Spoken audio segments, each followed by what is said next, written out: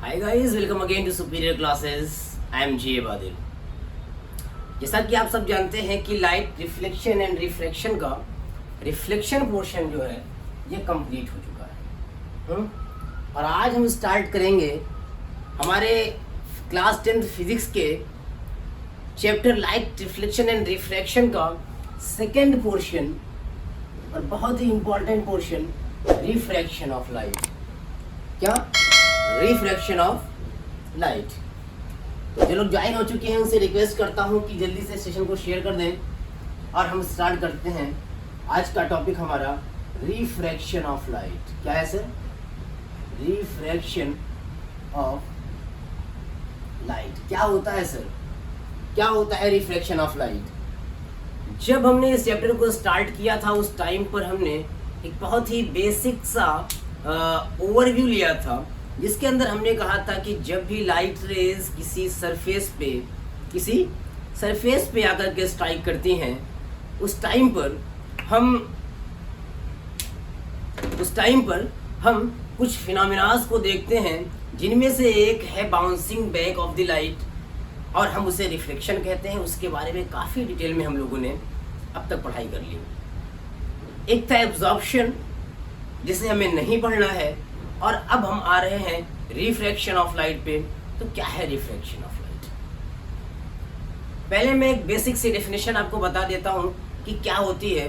कि लाइट जब भी किसी इंटरफेस पे एक मीडियम से दूसरे मीडियम में, एक ट्रांसपेरेंट मीडियम से दूसरे ट्रांसपेरेंट मीडियम में इंटर करती है, तो उस इंटरफेस पे ये अपने डायरेक्शन को, अपने पाथ को चेंज कर लेती है, बेंड हो जाती है। ठीक, अपने पाथ को चेंज करने और बेंड करने की इसी फिनोमिना को, इसी प्रॉपर्टी को हम नाम देते हैं रिफ्रैक्शन ऑफ लाइट। क्या है? फिर से बोलूं, the phenomena of change in the path of light, the phenomena of change in the path of light when या as it passes from one transparent medium to another obliquely. ये important चीज है। क्या? ऑब्लिकली, यानी कि अगर perpendicularly आ रही है इंसिडेंट रे, तो वो सेकेंड मीडियम में विदाउट चेंजिंग इट्स पाथ पास हो जाएगी, क्रॉस हो जाएगी। लेकिन अगर ऑब्लिकली आ रही है तो ऐसी सिचुएशन में लाइट रेज अपने पाथ को छोड़ करके अपने पाथ से बेंड हो जाती हैं, और इसे हम कहते हैं रिफ्रैक्शन ऑफ लाइट। क्लियर है? और ये जो रिफ्रैक्शन ऑफ लाइट है, हम काफ़ी चीज़ें देखने जा रहे हैं। और उससे पहले हम अगर बात करें कि क्या चीज़ें ऐसी हमारी डेली लाइफ में हैं जो रिफ्रैक्शन की वजह से हो रही हैं, हमारी डेली लाइफ में ऐसी कौन सी चीज़ें हैं जिनका रीज़न रिफ्रैक्शन है, बहुत अच्छे से समझना चाहता हूँ मैं, कि कुछ ऐसा छूट ना जाए रिफ्रैक्शन में जिसकी वजह से हमें लगे कि हमें रिफ्रैक्शन नहीं आता। कुछ लोगों को ये टॉपिक टफ लगता है क्योंकि इसमें रिफ्रैक्टिव इंडेक्स और इन तमाम चीज़ें हैं, लेकिन अगर आराम से समझा जाए, बेसिक से पढ़ा जाए, तो कुछ भी टफ नहीं है। मैंने क्या कहा? The phenomena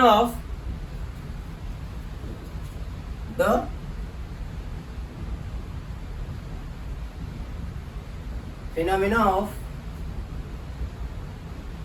change in the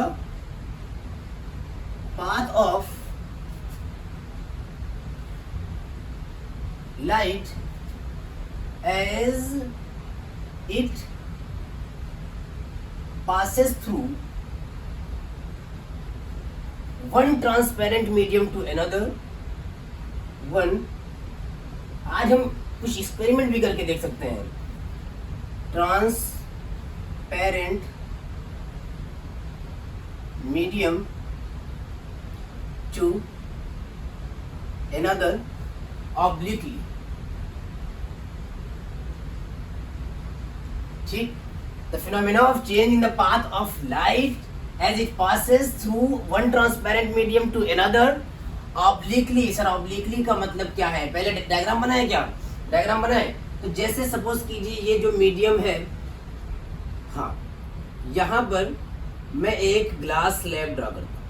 clear. एक ग्लास स्लैब ड्रा करता हूं और यहाँ जो मीडियम है इसको मैं एयर कंसीडर करता हूं, और ऑब्वियसली जब मैंने ग्लास स्लैब ड्रा किया है तो ये मीडियम कौन सा है, ग्लास है। अब एक लाइट से इस पे आ रही है कैसे, ऑब्लिकली, ऑब्लिकली, ठीक। ये जो पॉइंट है ना सर, इसे हम कहेंगे पॉइंट ऑफ इंसिडेंस, उसी तरह से जैसे हम कहते आए थे। ये लाइट है इंसिडेंट लाइट है, कौन सी लाइट है, इंसिडेंट लाइट है। ये वो इंटरफेस है जिस पे आकर के स्ट्राइक करती है, और इंटरफेस पे ये पॉइंट क्या है, पॉइंट ऑफ इंसिडेंस है। अगेन अगर मैं पॉइंट ऑफ इंसिडेंस पे एक नॉर्मल ड्रा करूं, या पहले हम समझ लेते हैं फिर नॉर्मल ड्रा करते हैं। तो यहाँ पर दो डिफरेंट मीडियम्स हैं, दोनों ही ट्रांसपेरेंट हैं, एक एयर है और दूसरा ग्लास है, एक एयर है और दूसरा ग्लास है। तो एयर से ग्लास में जाने पर होता क्या है, होता ये है कि लाइट रे का जो पाथ था सर, ये होना चाहिए था स्ट्रेट, इस तरह से ये होना चाहिए था, लेकिन होता नहीं है।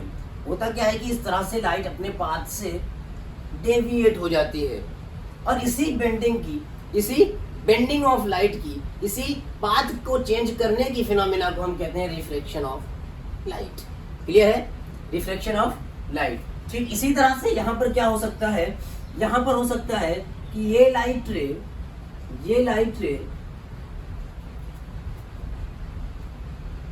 ग्लास मीडियम से, या फिर मैं इस ग्लास मीडियम को ऊपर साइड बनाऊं ताकि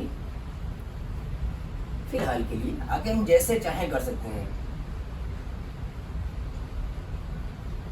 ये सर है ग्लास मीडियम। पहले यहां से कहीं से लाइट आई होगी, इसके अंदर इंटर की होगी, उससे मैं मतलब नहीं, मैं इस ग्लास मीडियम में ट्रेवल कर रही लाइट के बारे में बात करता हूँ। ठीक है, इस ग्लास मीडियम में ट्रेवल कर रही लाइट के बारे में मैं बात करता हूँ। जस्ट अ मिनट, हाँ, तो बात करता हूँ। यहाँ पर क्या होता है कि ग्लास मीडियम से ट्रेवल करके लाइट जब इस इंटरफेस पे आती है और दोबारा एयर मीडियम में आना चाहती है, तो इसका पाथ क्या होना चाहिए था सर, इसका स्ट्रेट पाथ ये होना चाहिए था। बट होता क्या है कि ये इस तरह से बेंड हो जाती है। दोनों बेंडिंग में आपको डिफरेंस दिख ही रहा होगा, दोनों बेंडिंग में आपको डिफरेंस दिख ही रहा होगा, बट मैं भी उससे बात नहीं कर रहा, कुछ भी बात नहीं कर रहा। ठीक है, हाँ, अगर फिर से मेरे पास एक ग्लास स्लैब है सर, ठीक, और एक लाइट रे इस तरह से आ रही है, नॉर्मली इंसिडेंट हो रही है ग्लास स्लैब की इंटरफेस पे, जो air medium and glass medium को डिवाइड कर रही है। अब यहाँ पर जब ये नॉर्मली परपेंडिकुलरली एक लाइट रे इंसिडेंट होती है, ऐसी सिचुएशन में यहाँ पर कोई बेंडिंग ऑफ लाइट नहीं होता, कोई चेंज नहीं होता पाथ में, बल्कि सीधा निकल जाती है। और जब सीधा निकलेगी, अगर ये सरफेस भी ऐसी है प्लेन, यानी कि इसके पैरेलल, तो यहाँ पर भी लाइट रे फिर से इस तरह से निकल जाएगी। यहाँ पर कोई भी बेंडिंग ऑफ लाइट नहीं होगी, मीन्स इस केस में रिफ्लेक्शन नहीं होगा। कब, जब ये सरफेस के साथ 90 डिग्री, और एंगल ऑफ इंसिडेंस अगर मैं बात करूं, एंगल ऑफ इंसिडेंस तो आपने पढ़ा था ना, नॉर्मल के साथ एंगल, गलती नहीं होनी चाहिए, फिर से नॉर्मल के साथ एंगल, तो वहां पर नॉर्मल के साथ एंगल में यहाँ पर क्या बनेगा सर, कि जब 0 डिग्री एंगल ऑफ इंसिडेंस हो, ऐसे सिचुएशन में रिफ्लेक्शन नहीं होता, ऐसे सिचुएशन में रिफ्लेक्शन नहीं होता। सर यहाँ पर ये सारी चीजें आपने बताई, ये सारी चीजें आपने बताई, तो कुछ और बताएंगे, लॉज ऑफ रिफ्लेक्शन बताना था आपको। हाँ, यहाँ पर मैं बस इतना बता करके एक एक्सपेरिमेंट पे आता हूँ बेसिक से। सपोज कीजिए कि ये इंटरफेस के उस इंसिडेंट पॉइंट पे नॉर्मल है, इंसिडेंट पॉइंट पे क्या है सर, नॉर्मल है। तो मैं इस एंगल को, जो नॉर्मल के साथ इंसिडेंट रे का बन रहा है, कौन सी रे का, इंसिडेंट रे का एंगल बन रहा है, इसे एंगल ऑफ इंसिडेंस कहूंगा। और जो रिफ्रैक्टेड रे का बन रहा है, कौन सी रे का, रिफ्रैक्टेड रे, इसे मैं कहूंगा एंगल ऑफ रिफ्रैक्शन। ठीक है, इस डायग्राम को समझें, यहाँ पर हमारी हुई इंसिडेंट रे, ठीक है, और ये हमारी हुई रिफ्रैक्टेड रे, ये है normal at the point of incidence, ठीक, और ये angle of incidence, angle of refraction, इतनी चीजें। अब यहाँ पर हम देख रहे हैं कि एंगल ऑफ रिफ्रैक्शन स्मॉल हो जा रहा है, एंगल ऑफ रिफ्रैक्शन स्मॉल हो जा रहा है। इसका रीजन क्या है सर, इसका रीजन है कि speed of light, speed of light. क्या है स्पीड ऑफ लाइट, इस पे बात करता हूँ। उससे पहले मैं आपको एक चीज दिखाता हूँ। आपने इससे पहले बिला शुबा इन चीजों को देखा होगा। ये है मेरे पास एक ग्लास, ठीक है, एक ग्लास। इस ग्लास में इस ग्लास के पीछे से अगर मेरा चेहरा आप देखेंगे तो जैसा दिख रहा है वैसा, जैसा नॉर्मली मेरा फेस आपको दिखता है, ग्लास के दूसरे साइड से वैसा नहीं दिखेगा। चलें, यहाँ पर मैंने क्या किया सर, मैंने एक पेन को इस ग्लास के अंदर डाल दिया, ठीक। अब यहाँ पर आपको पेन जो कि बिल्कुल स्ट्रेट है, इसके अंदर जाते ही इसका शेप कुछ ना कुछ चेंज दिख रहा है, इसके अंदर जाते ही इस पेन का शेप कुछ ना कुछ चेंज दिख रहा है। सर इसका रीज़न क्या है? इसका रीज़न ये है कि इस ग्लास के ऊपर कुछ टेक्सचर्स हैं, मतलब बिल्कुल ही सिलेंड्रिकल नहीं है, पहली बात। और दूसरी बात, जो ये पिरामिडिकल शेप यहाँ पर थोड़ा सा बन रहा है, उसकी वजह से भी और दूसरी चीज़ है कि जो इसकी थिकनेस है, यहाँ से भी रिफ्लेक्शन, तो दोनों मिलकर के कुछ इनके शेप में चेंजेस ला रहे हैं। यानी कि लाइट ठीक से उसी पाथ से, जिस पाथ से इस पेन से स्ट्राइक होकर के निकली होगी, आपके आईज तक या इस लेंस तक, फ़ोन के लेंस तक, कैमरे तक नहीं पहुंच रही है। क्लियर है? अब एक काम और करते हैं कि यहाँ पर ध्यान से देखिएगा, ये पेन है और इसी के अंदर जैसा आपको कैमरे में दिख रहा होगा, यहाँ पर मैं क्या करता हूँ, धीरे धीरे इसके अंदर वाटर पोर करता हूँ। और जैसे जैसे मैं वाटर पोर कर रहा हूँ, आप देख रहे होंगे इसका शेप और चेंज हो जा रहा है, ठीक है।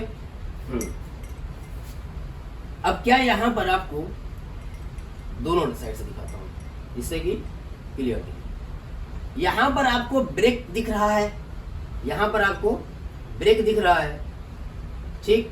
जो पेन जा रही थी इसके अंदर, जहां से वाटर की सरफेस स्टार्ट होती है, वहीं से एक ब्रेक दिख रहा है। जैसे लग रहा है कि ये पेन टूटी हुई है, और इसमें भी वही चीज हमको दिख रही है, ठीक है। क्लियर है? ये सर क्यों हो रहा है, ये चीजें क्यों हो रही है? इसका एक सटीक सा एग्जांपल है ब्रोकन डक। आप अगर अपने आसपास क्लियर वाटर के किसी पॉन्ड में या फिर कहीं पर डक को उसमें पानी के अंदर देखेंगे, तो फिर क्या होगा कि आपको जो पानी के अंदर का पोर्शन है वो, और जो पानी के ऊपर का पोर्शन है, दोनों डक का अलग दिख रहा होगा। लगेगा कि बतख टूट गई है। क्लियर है? ये क्यों हो रहा है सर? सर ये रिफ्लेक्शन की वजह से हो रहा है, reflection of light, bending of light, ठीक है, changing the path of light. Clear? और कौन सी एग्जांपल देंगे सर आप? रिफ्रैक्शन का एग्जांपल है ट्विंकलिंग ऑफ स्टार, तारों का टिमटिमाना, तारे टिमटिमाते हुए में दिखते हैं, कई बार रिफ्लेक्शन होता है। सर ये सब बता रहे हैं, बट क्या है कॉन्सेप्ट? क्या है कॉन्सेप्ट? ये है बेटा कि जब लाइट किसी होमोजीनियस मीडियम में चलती है,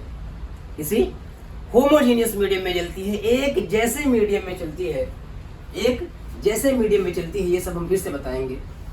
ऐसे में होता क्या है कि वो अपने एक स्ट्रेट पाथ में चलती रहती है, ठीक है,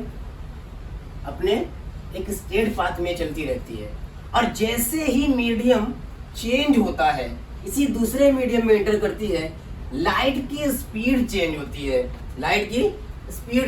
है। स्पीड ऑफ लाइट क्या है? स्पीड ऑफ लाइट को हम c से डिनोट करते हैं, जो है 3 × 10⁸ मीटर पर सेकेंड। 3 × 10⁸ मीटर पर सेकेंड ये स्पीड ऑफ लाइट है। और स्पीड ऑफ लाइट कहाँ पर? ये speed of light in vacuum है। कहाँ पर है sir? Speed of light in vacuum. और लाइट की स्पीड वैक्यूम से एयर में आने पर बहुत हल्की सी, बहुत माइन्यूट सी चेंज होती है, इसलिए हम कह सकते हैं आर एयर। हालांकि एग्जैक्टली सेम नहीं है, फिर भी इस माइन्यूट से चेंज को हम नेग्लिजिबल मानते हैं, और इसे हम कहते हैं speed of light in a vacuum. और speed of light in air. ऐसे सिचुएशन में जब भी ये किसी और मीडियम में एंटर करती है, किसी और मीडियम में एंटर करती है, फिर से इसकी लाइट डिक्रीज होती है। अब ऐसी सिचुएशन में मैं कहूँगा कि एक मीडियम जहाँ पर लाइट फास्ट है और जहाँ जाने पर इसकी स्पीड डिक्रीज करती है ना, तो फास्ट मीडियम जहाँ पर फास्ट है उसको मैं कहता हूँ रेयरर मीडियम। कहाँ? Rarer medium.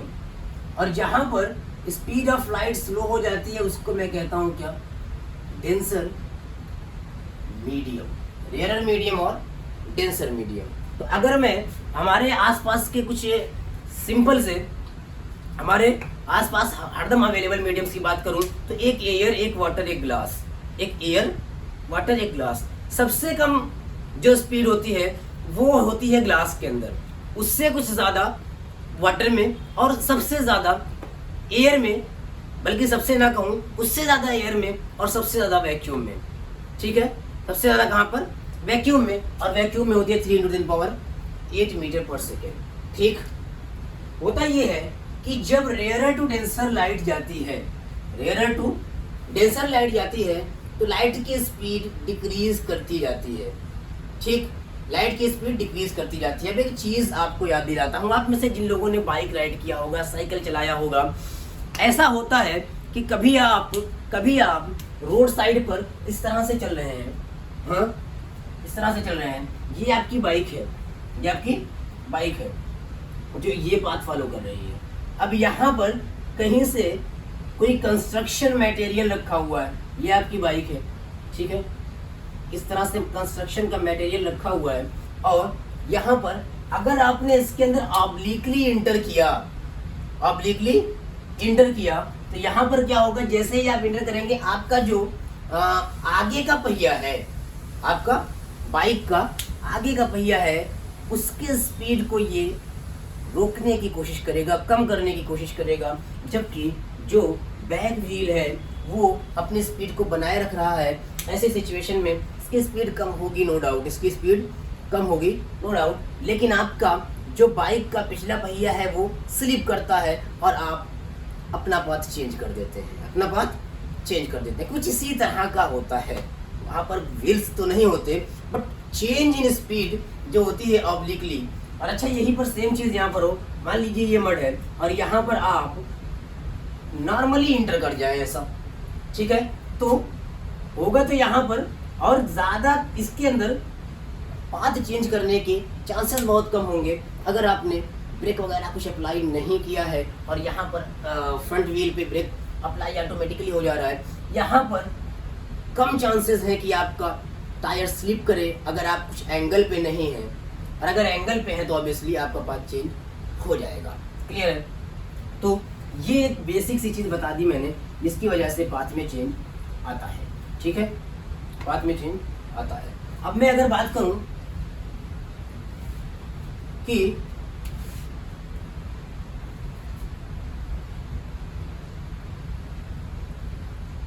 ये ग्लास मीडियम और air medium and glass medium, यहाँ पर दो मीडियम है और एक लाइट रे सर इंसिडेंट हो रही है,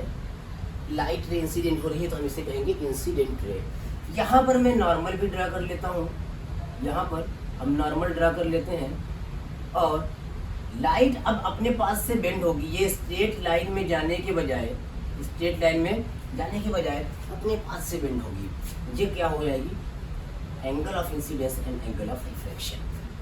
हम देख रहे हैं कि जितनी बार लाइट एयर से ग्लास में जाती है, रेयरर से डेंसर में जाती है। ये सिर्फ कॉम्परेटिव डिग्री है ना, ये रेयरर और डेंसर। किसी केस में हो सकता है कि जो मीडियम मैं रेयरर ले रहा हूँ तो किसी केस में डेंसर हो जाए। ठीक, हाँ, तो रेयरर से डेंसर में जब लाइट रे जा रही है, ऐसी सिचुएशन में वो बेंड होती है तो नॉर्मल की तरफ बेंड होती है। ठीक, रेयरर से डेंसर जाने पर लाइट रे जो बेंड होगी, ये होगी क्या? टूवर्ड्स, बहुत तेज गर्मी है, टूवर्ड्स द नॉर्मल। पसीना।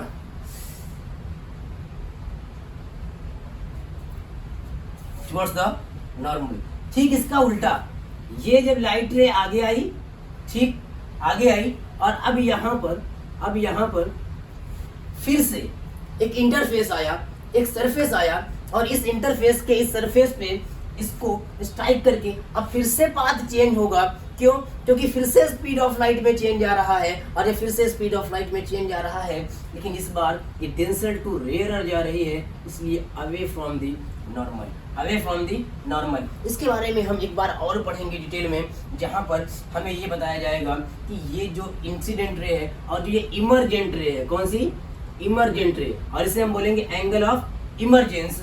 तो ये जो इमरजेंट रे है और इंसिडेंट रे है, इनको मैं देखूंगा कि ये एक दूसरे के क्या हो जाती हैं सर, ये एक दूसरे के पैरेलल हो जाती हैं। क्या हो जाती हैं? एक दूसरे के पैरेलल हो जाती हैं। बार बार फेस टच करना पड़ रहा है, गर्मी बहुत ज़्यादा है, पसीना निकल रहा है और काफ़ी डिस्टर्ब कर रहा है। ठीक है, काफ़ी डिस्टर्ब कर रहा है।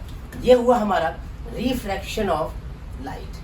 क्या हो रहा है? Refraction of light rarer to denser जाने पर टुवर्ड्स द नॉर्मल बेंड होती है। और हमने यहाँ देखा कि अगर मैं इसे एंगल ऑफ इंसिडेंस सेकंड मान लूँ या angle of incidence I prime कह दूँ, तो यहाँ पर एंगल ऑफ इंसिडेंस स्मॉल है, एंगल ऑफ इमरजेंस बड़ा है।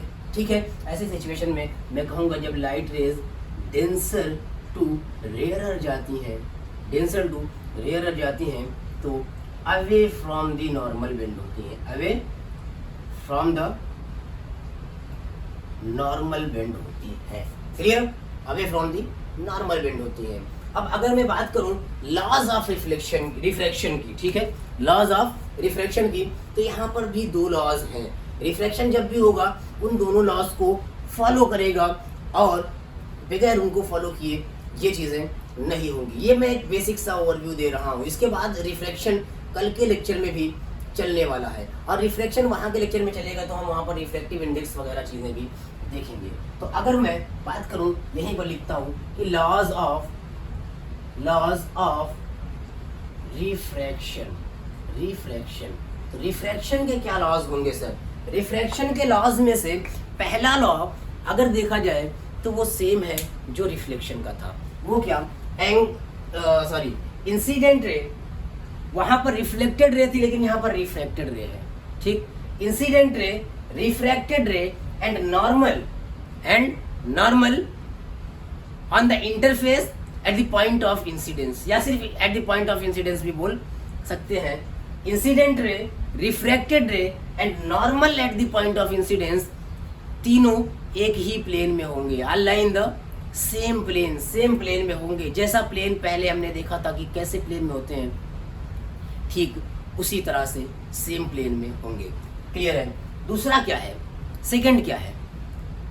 एक कांस्टेंट पेयर के लिए, एक फिक्स पेयर के मीडिया के लिए, दो मीडिया, एक मीडियम ये, एक मीडियम ये फिक्स है, ये चेंज नहीं हो रहा है। फर्स्ट मैंने बता दिया आपको, ठीक है, हाँ, इंसिडेंट रे, रिफ्लेक्टेड रे एंड नॉर्मल, ठीक।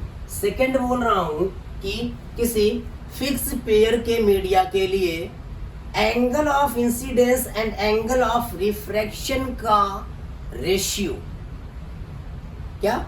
Angle of incidence and angle of refraction का रेशियो एक कांस्टेंट होता है। मैं बोला सॉरी, इनके साइन का रेशियो एक कांस्टेंट होता है। तो मैं कहूंगा sine i upon sine r, ये क्या होगा?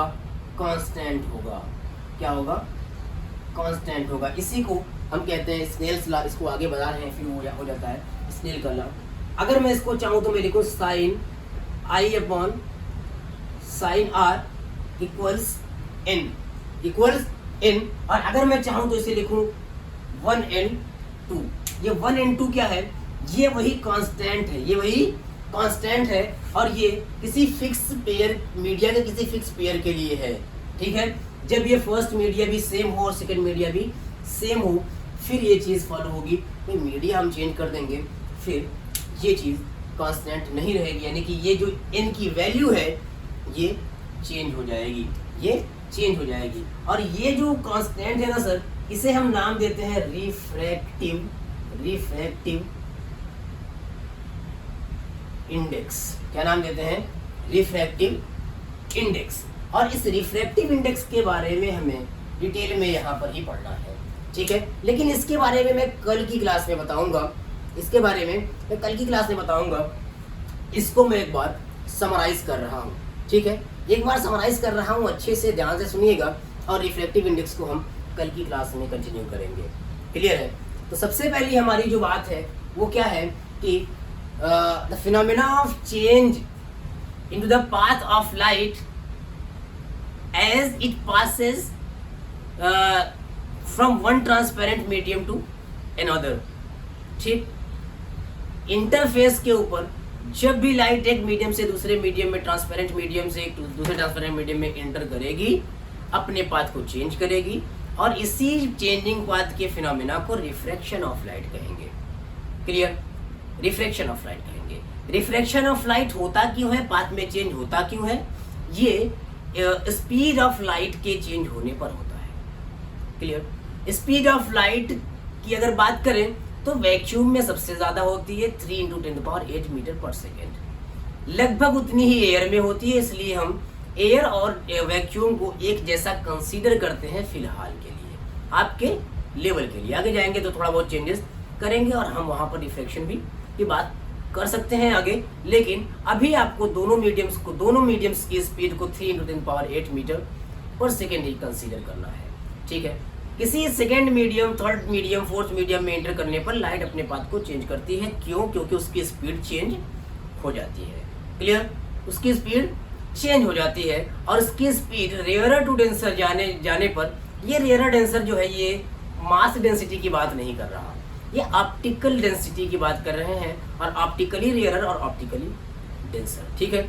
Optically rarer medium to denser medium जाने पर लाइट की स्पीड भी डिक्रीज होती है, और लाइट अपने पाथ को जब चेंज करती है रेयरर टू डेंसर जाने पर टुवर्ड्स द नॉर्मल बेंड होती है।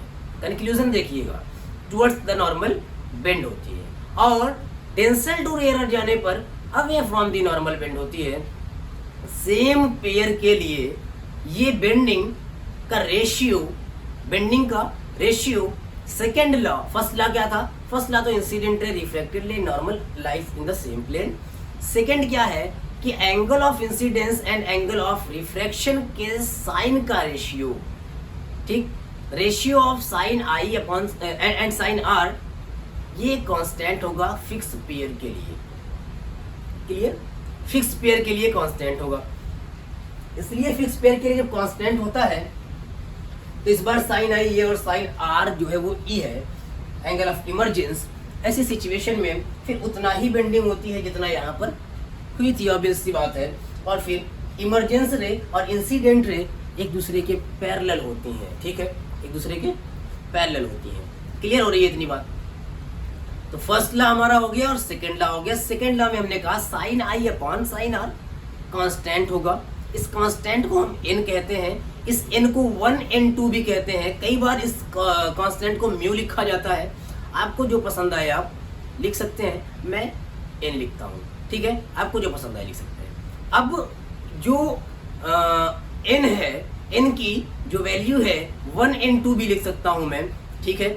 ये क्या है? Refractive index, refractive index of second medium with respect to first medium, ठीक है।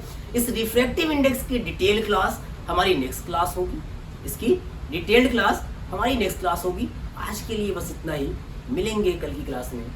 Best of luck and take care.